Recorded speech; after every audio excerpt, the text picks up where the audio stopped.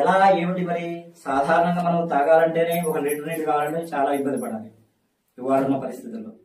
కానీ ఆనాడు ఇంకా దుర్భర పరిస్థితి ఎలా ఉంది అంటే చాలా కష్టతరంగా ఉంది. నది చూస్తే దాదాపు 2 కిలోమీటర్ల దూరం ఉంది. అందువలన అప్పుడు తన యొక్క భటులను ఆదేశించి ఒక ప్రాంతంలో ఒక కొలను తవ్వించాడు. ఆ కొలను తవ్విస్తూ ఉండగా దాంట్లో పంచలోహమూర్తి లక్ష్మీ సమేతుడైన అంటే చెంచు లక్ష్మీ సమేతుడైన లక్ష్మీ నరసింహస్వామి వారి యొక్క ఉత్సవ వేదము దాంట్లో దొరకడం జరిగింది అనమాట. ఆ తీసిన వెంటనే నీళ్లు బాగా పొందినాయి అనమాట. ఆ నీళ్లతోనే ఈ యొక్క ఆలయాన్ని నిర్మాణం చేసినట్టుగా మన యొక్క ఇక్కడ ఆలయ చరిత్ర చెప్తుంది అనమాట. ఆ ఆలయాన్ని నిర్మాణం చేసుకునే విషయంలో ఆ విధంగా ఏర్పాటు చేసుకొని ఈ ఆలయాన్ని ఏర్పాటు చేసి ఈ స్వామి వారిని ప్రతిష్ఠ చేసుకొని స్వామివారికి 7,777 ఎకరాల 7 సెంట్ల 7 గజాల 7 అడుగుల మాన్యాన్ని స్వామిని ఈ భూమిని ఇనాంగా ఇచ్చారనమాట.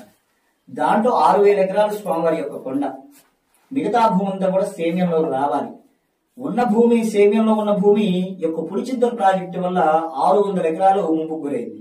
దాని యొక్క పారితోషికం కూడా ఇంతవరకు స్వామివారి యొక్క పారితోషికం కూడా ఆ యొక్క ప్రాజెక్టు వారి దగ్గర నుంచి స్వామివారి యొక్క శాఖ అనేటువంటి దేవాదాయ శాఖ వారికి కూడా ఇంకా ఆ అమౌంట్ అనేది వారికి హ్యాండ్ ఓవర్ కాలేదు. దాని వలన యొక్క